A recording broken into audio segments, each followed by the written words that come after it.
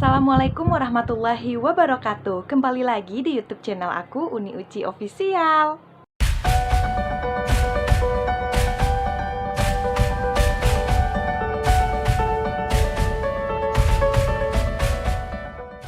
Nah, di video kali ini aku bakalan membagikan pengalaman aku melahirkan secara normal. Nah, bagi teman-teman yang penasaran dengan videonya, jangan lupa untuk subscribe, nyalain lonceng notifikasinya agar teman-teman mendapatkan video-video terbaru dari aku. Kita langsung masuk ke videonya. Nah, bagi teman-teman yang menonton video vlog aku detik-detik melahirkan sebelumnya, pastinya tahu HPL aku itu tanggal berapa. Nah, sebelumnya itu HPL aku tanggal 18 Maret 2022. Tapi ternyata meleset 1 hari dari HPL lahiran aku. Jadinya aku lahiran tanggal 19 Maret 2022. Singkat ceritanya, jadi tanggal 18 Maret pas HPL aku itu hari Jumat jam 2 siang setelah sholat Jumat, aku merasakan perut aku itu mules, sakit banget, seperti kita mau menstruasi. Nah, karena hari itu adalah hari Jumat, jadi aku menunggu suami pulang dari Jumatan dulu.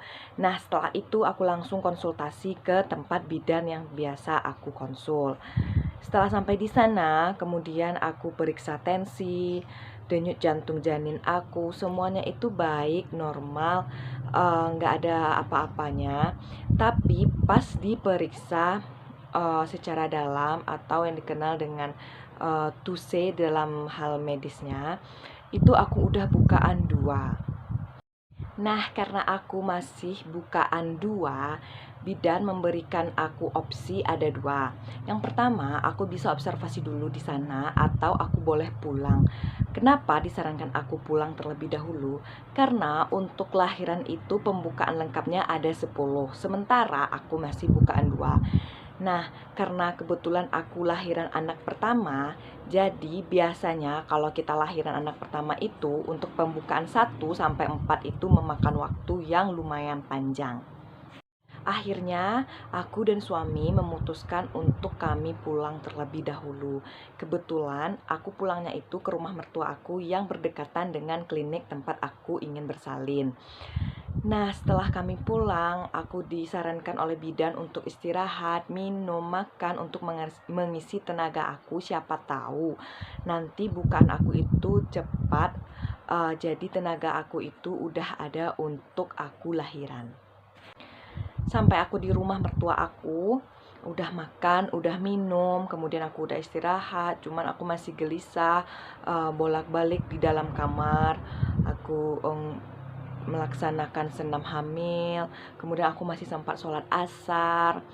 Terus pas maghrib, pas aku mau sholat maghrib itu aku buang air kecil.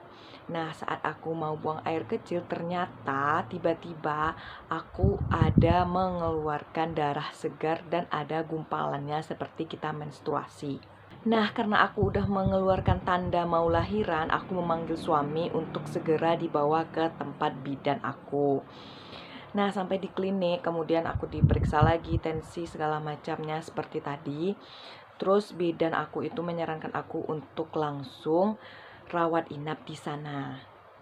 Nah, setelah aku periksa tensi, kemudian DJJ bayi aku, kemudian juga dilakukan pemeriksaan dalam lagi, ternyata aku masih bukaan 2, nggak nambah-nambah. Nah, itu kan maghrib pada saat aku dibawa ke sana. Kemudian setelah aku observasi, setelah aku istirahat di sana, waktu pun terus berjalan sampai jam 9 malam. Jam 9 malam itu bukaan aku juga belum nambah. Tapi saat itu aku udah dipasang infus dan cairan untuk menambah tenaga. Kemudian jam 9 malam lewat 15 menit itu aku disuruh oleh bidan untuk minum kayak obat tablet kecil, memang beneran ukurannya itu kecil sekali. Kalau nggak salah namanya itu gastro. Nah, setelah aku minum gastro, setelah aku minum obat itu, sepertinya itu adalah obat yang dinamakan untuk induksi, tapi aku juga nggak paham sekali itu namanya dan kegunaannya apa. Nah, setelah aku minum obat, perut aku dari menit ke menit, dari jam ke jam itu terasa sangat sakit. mulesnya itu 10 kali lipat lebih sakit daripada kita menstruasi. Di dalam ruang rawat inap aku ditungguin sama suami dan mama. Nah, kemudian aku ngucap-ngucap, membaca surat. Bidan aku sering bolak-balik ke kamar aku untuk mengecek kondisi apakah aku masih bisa dikatakan ambang nyeri aku itu masih dinyatakan aman atau tidak, atau aku udah siap lahiran atau gimana nya. Nah, kemudian jam udah menunjukkan pukul 3 dini hari. Itu bukaan aku udah nambah sampai bukaan 5. Nah, setelah bukaan 5 itu, perut aku ini terusan merasa mules dan sakit. Dan sampai pada akhirnya itu jam 9 pagi tanggal 19 Maret 2022.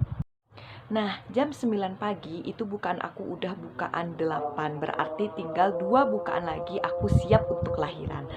Nah, ternyata jam 10 pagi itu bukan aku udah bukaan lengkap, dan aku udah berpindah ruangan dari ruangan rawat inap ke ruangan bersalin.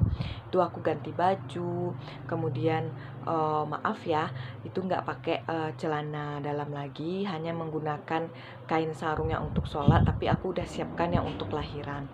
Nah, kemudian aku pindah ruangan dengan perasaan yang gak karuan lagi, udah campur aduk. Itu rasa sakit iya, kemudian rasa ingin melahirkan cepat-cepat iya, karena aku ingin cepat ketemu baby aku.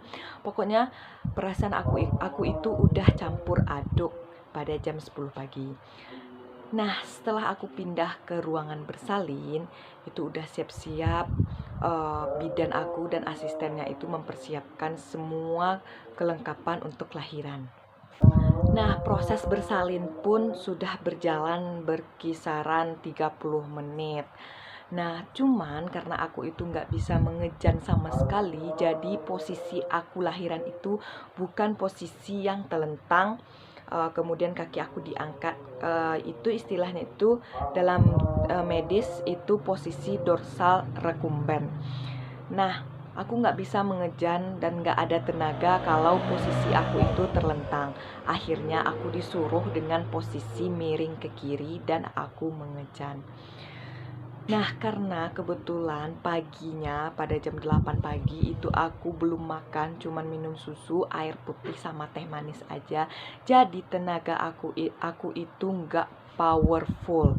Nah, itu adalah salah satu saran bagi teman-teman yang ingin lahiran normal, sebaiknya pagi sebelum lahiran sarapan atau makan terlebih dahulu. Nah, dalam proses aku bersalin, aku sering nanya ke bidan aku, itu bidan Tessa, jadi aku panggilnya Kak Tessa aja. Nah, aku bilang, Kak, udah belum Kak? Masih lama nggak Kak? Soalnya udah sakit banget. Terus bidan aku bilang, Kak Tessanya bilang ke aku, nggak apa-apa Ci, sedikit lagi. Aku udah mengejarnya itu udah bagus, caranya udah benar. Cuman aku nggak ada tenaga. Jadi disarankan kalau aku mengejan itu sekuat tenaga, tapi nggak boleh mengeluarkan suara. Karena kalau kita teriak-teriak mengeluarkan suara yang begitu keras, maka tenaga kita akan berkurang untuk mengejan. Nah, jadi aku disarankan untuk mengejannya itu tidak mengeluarkan suara. Nah, setelah jam 11 siang itu kepala anak aku udah kelihatan, rambutnya udah kelihatan, cuman belum bisa keluar.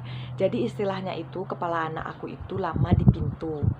Nah, karena lama di pintu, ternyata baby aku itu terlilit tali pusat 1. Nah, aku nggak tahu apa penyebabnya, karena pada saat aku USG ke dokter SPOG itu nggak ada disebutkan kalau baby aku itu terlilit tali pusat.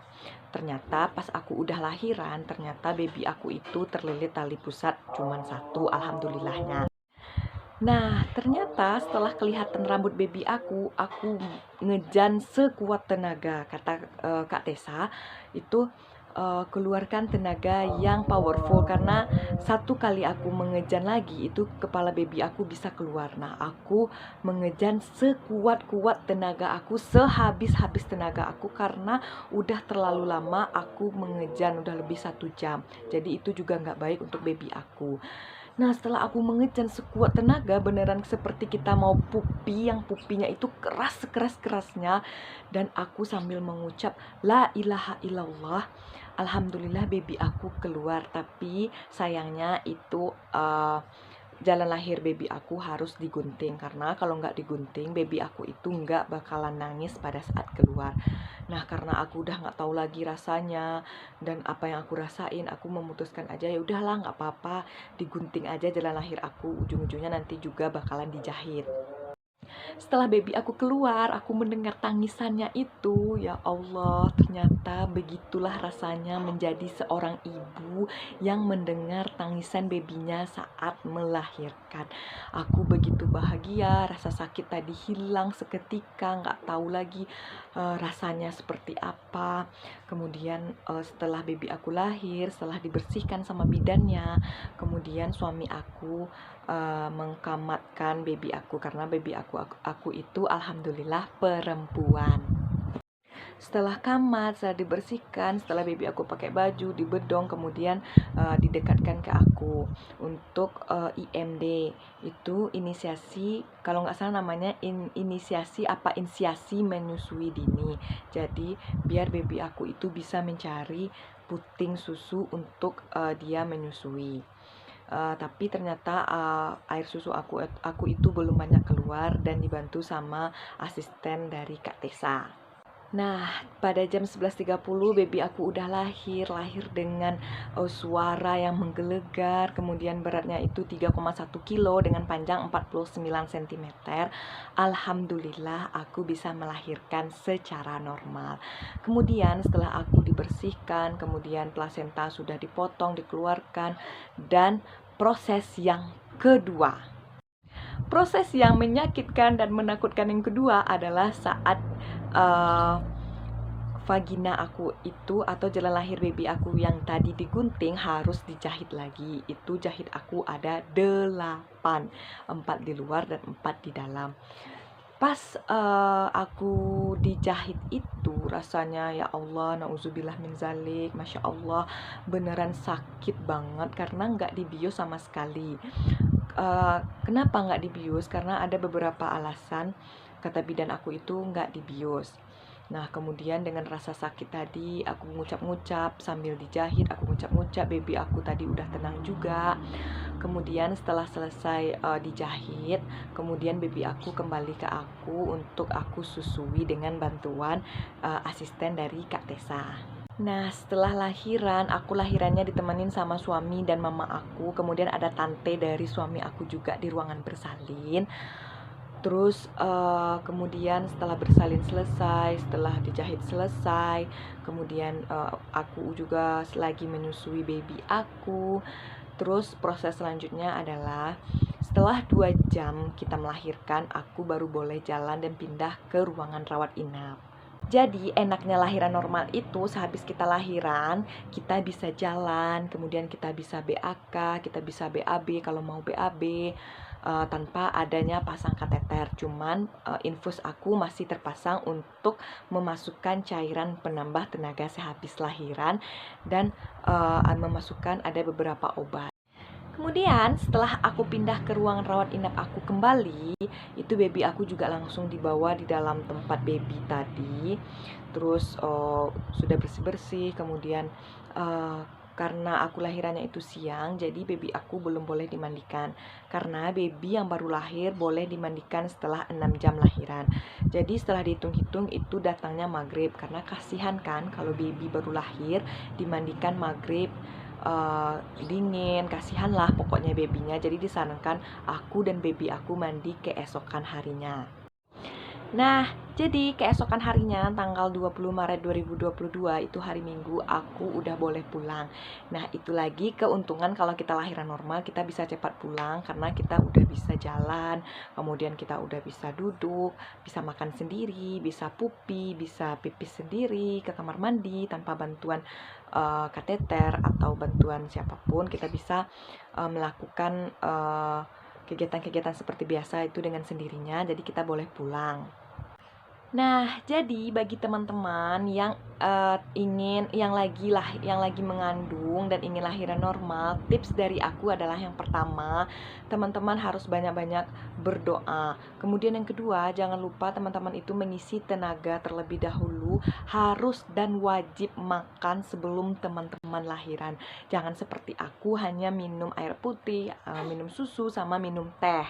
Karena pada saat proses lahiran kita diharuskan untuk mengejan tanpa mengeluarkan suara, jadi itu membutuhkan tenaga yang super ekstra. Nah, tips yang ketiga itu teman-teman gak usah takut, gak usah mikirin nanti apakah dijahit, apakah digunting jalan lahirnya dan segala macamnya, karena gak semuanya jalan lahirnya itu digunting. Ada juga teman aku yang gak digunting sama sekali, jadi gak harus. Dan teman-teman gak usah mikirin itu di awal, karena itu bisa menambah beban pikiran dan bisa membuat teman-teman itu stres.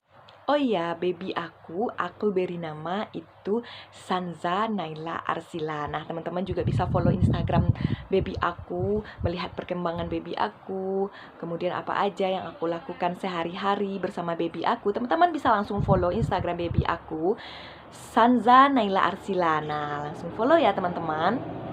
Nah, di video selanjutnya aku bakalan sharing lagi ke teman-teman itu bagaimana cara memperbanyak ASI bagi ibu yang baru melahirkan dan baru akan menyusui babynya. Nah, nanti aku bakalan sharing lagi ke teman-teman apa yang sebaiknya dan sebagusnya dikonsumsi untuk menambah atau memperbanyak air susu ibu atau ASI. Oke teman-teman, sampai di sini dulu ya video pengalaman aku melahirkan secara normal.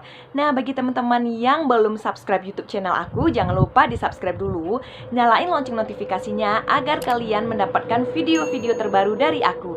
Nah, bagi teman-teman yang ingin bertanya, disilahkan untuk meninggalkan komennya di kolom komentar YouTube aku, atau bisa langsung DM ke Instagram aku.